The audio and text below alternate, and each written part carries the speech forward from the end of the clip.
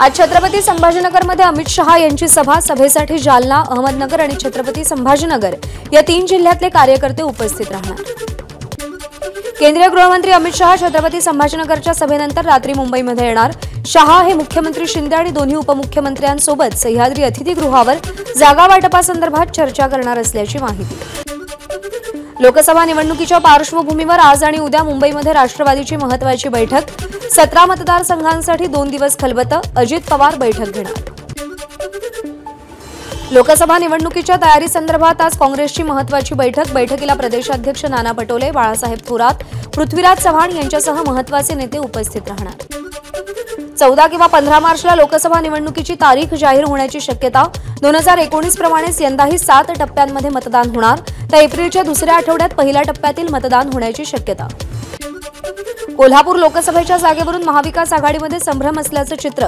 शाहू महाराज छत्रपतींनी निवडणूक लढवावी असं 3ही पक्षांनी ठरवल्याची नाना पटोले यांची माहिती, तर शाहू महाराज छत्रपतींशी कोणतीही चर्चा झाली नसल्याची संजय राऊत यांची माहिती। मनसे पक्षप्रमुख राज ठाकरे उत्तर मुंबई लोकसभा मतदारसंघाच्या दौऱ्यावर। उत्तर मुंबईतील मनसेच्या शाखांना भेट देऊन मनसे पदाधिकाऱ्यांसोबत संवाद साधणार। दहिसर इथल्या पक्ष कार्यालयात कार्यकर्त्यांनी स्वागत केलं। शंभूराज देसाईंकडून नेत्यांकडे 22 जागांची आग्रही मागणी। लवकरच जागा वाटपाचा तिढा सोडवला जाईल। शंभूराज देसाई यांनी विश्वास व्यक्त केला। 3ही प्रमुख जो निर्णय घेतील तो मान्य असेल, देसाईंचं वक्तव्य। महाराष्ट्रातील लढाई सोपी नसल्यानं वारंवार मोदी आणि शहा महाराष्ट्राचा दौरा करतायत। रोहित पवारांची मोदी शहांच्या महाराष्ट्र दौऱ्यावरून टीका। अजित पवार गटातील काही लोक कमळ चिन्हावरती लढण्यास इच्छुक, रोहित पवार यांचा दावा, तर अनेक आमदार शरद पवारांकडे परत येण्यास इच्छुक असल्याची रोहित पवार यांची माहिती। मोदींच्या परिवारात श्रीमंत, पक्ष फोडणारे आणि लुटमार करणाऱ्यांचा समावेश। मणिपूर आणि काश्मीरी पंडित परिवार नाही का? ठाकरे गटाचे खासदार संजय राऊत यांची पंतप्रधानांवर टीका। संजय राऊतांच्या डोक्यावर परिणाम झालाय। राधाकृष्ण विखे पाटील यांची संजय राऊतांवर टीका। ज्या उद्धव ठाकरेंचं राज्यात काहीच योगदान नव्हतं ते इतरांच्या योगदानाबद्दल विचारतायत। 2.5 वर्ष त्यांनी घरी बसून कारभार केला, विखे पाटलांची टीका। राहुल गांधींची भारत जोडो न्याय यात्रा 12 मार्चला धुळे जिल्ह्यातील दौंडाईमध्ये, तर 13 मार्चला सोनगीर, देवभाने आणि देवपूर मार्गे रॅली। त्यानंतर शिवाजी महाराजांच्या पुतळ्याजवळ राहुल गांधींची जाहीर सभा। कोल्हापूरच्या जागेबाबत आज बैठकीमध्ये चर्चा होईल। अमित शहा यांच्यासोबत वरिष्ठ चर्चा करतील आणि जागा निश्चित होतील। हसन मुश्रीफ यांची कोल्हापूरच्या जागेबाबत प्रतिक्रिया। शाहू महाराज आमच्यासाठी आदर्श आहेत आणि त्यांनी निवडणूक लढवू नये अशी आम्ही त्यांना विनंती देखील केली आहे। जनतेचीही तशीच इच्छा आहे। हसन मुश्रीफ यांनी शाहू महाराजांच्या उमेदवारीवर प्रतिक्रिया दिली आहे। अमित शहा यांची पालकमंत्री संदीपान भुमरे, उपमुख्यमंत्री देवेंद्र फडणवीस, प्रदेशाध्यक्ष चंद्रशेखर बावनकुळे, खासदार रावसाहेब दानवे यांची रामा इंटरनॅशनल हॉटेलमध्ये बैठक। बैठकीमध्ये राजकीय चर्चा झाली नसल्याची भुमरेंची माहिती। 9 मार्चला मनसेचा वर्धापन दिन। यंदा नाशिकमध्ये वर्धापन दिन सोहळा पार पडणार असल्यानं शहरभर मनसे कार्यकर्त्यांकडून बॅनरबाजी। बॅनरवर लढायचं ते जिंकण्यासाठीच असा आशय। यवतमाळमध्ये भावना गवळी समर्थकांची संजय राठोड यांच्या मतदारसंघातील दारव्हा शहरात पोस्टरबाजी। कहो दिल से ताईसाहेब फिरसे अशा आशयाचे बॅनर्स।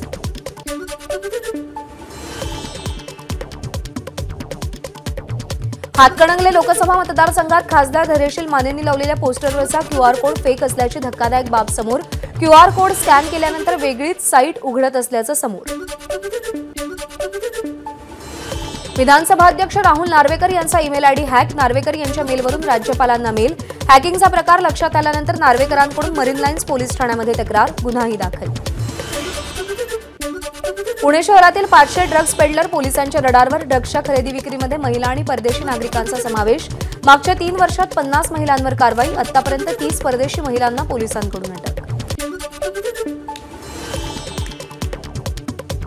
आदर्श घोटाळ्याची एसआयटी लावा। सामान्य गरीब जरांगे पाटलांची एसआयटी चौकशी का करता? परभणीच्या पूर्णेतील चांगेफळमध्ये खासदार प्रताप पाटील चिखलीकरांना मराठा तरुणांचा सवाल, तर फडणवीसांविरोधात घोषणाबाजी। लोकनेत्यांना लवकरात लवकर निर्णय घ्यावा आणि महाराष्ट्राच्या स्वाभिमानाची तुतारी दक्षिणेत वाजवावी। अमोल कोल्हेंकडून निलेश लंकेंना शरद पवारांकडे येण्यासाठीची खुली ऑफर। शेतकऱ्यांबाबतच्या प्रश्नांवरून नाना पाटेकर यांचा सरकारवर संताप। आता सरकारकडे मागू नका, सरकार कोणतं करायचं ते ठरवा। नाना पाटेकरांचं शेतकऱ्यांना आवाहन। बुकी अनिल जयसिंघानीला मुंबई सत्र न्यायालयाचा दिलासा. सट्टेबाजी प्रकरणी जारी केलेलं अजामीनपात्र अटक वॉरंट कोर्टाकडून रद्द. अमृता फडणवीस यांच्याकडून खंडणी मागितल्याप्रकरणी जयसिंघानी जामिनावर बाहेर आहे.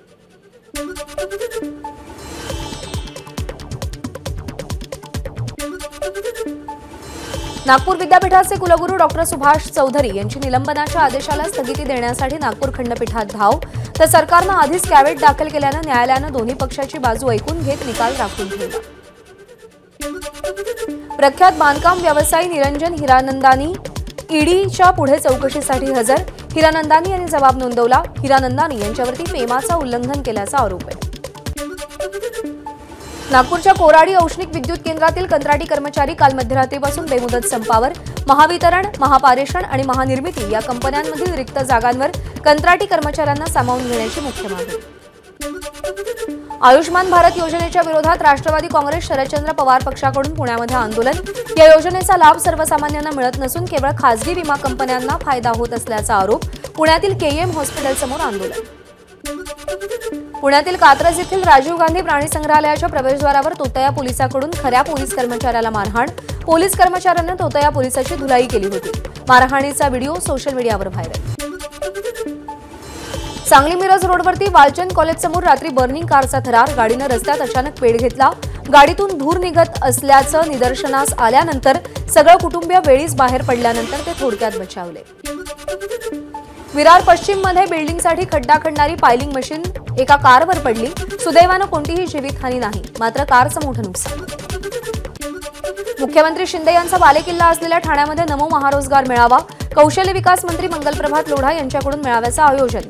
ठाण्यातील मॉडेल मिल कंपाऊंड इथं 6 आणि 7 मार्चला नमो महारोजगार मेळावा होईल. पिंपरी महापालिका ते निगडीपर्यंतच्या मेट्रो मार्गाचं पंतप्रधान नरेंद्र मोदी बुधवारी भूमिपूजन करणार. खासदार श्रीरंग बारणे यांची माहिती. या कामासाठी 910 कोटी 18 लाख रुपये खर्च केला जाणार. भूमिपूजनानंतर मेट्रोच्या कामाला सुरुवात होईल. दिवाळीतील मुंबईतील 700 घरांसाठी म्हाडातर्फे सोडत काढली जाणार. म्हाडाचा पहिला हायफाय प्रोजेक्ट असलेल्या गोरेगावच्या प्रेमनगर इथल्या 332 घरांचा देखील सोडतीमध्ये समावेश करण्याचा प्राधिकरणाचा प्रयत्न.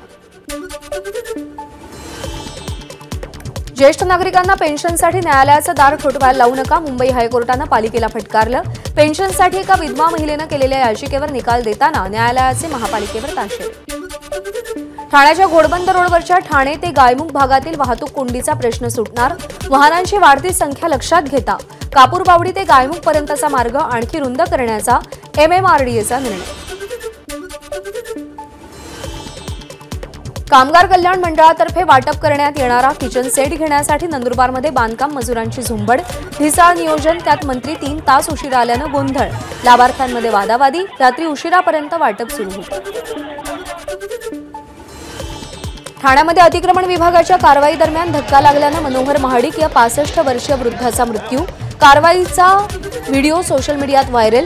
भाऊ सतीश महाडिक यांची कारवाई करण्याची मागणी. मुंबई अहमदाबाद राष्ट्रीय महामार्गावर मनोर वरई फाटा ते वसईपर्यंत दोन्ही बाजूनं मोठी वाहतूक कोंडी. महामार्गाच्या सिमेंट कॉन्क्रिटीकरणाचं काम सुरू असल्यानं वाहतूक कोंडी. ठेकेदारानं नियोजन न केल्यानं प्रवाशांना त्रास.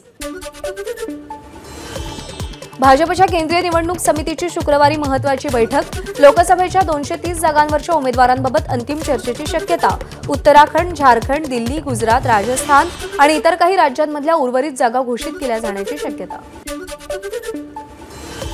मोदींचा परिवार या थीमवरती काँग्रेसची पोस्टरमधून टीका. नव्या संसदेजवळ काँग्रेसनं पोस्टर लावलं होतं.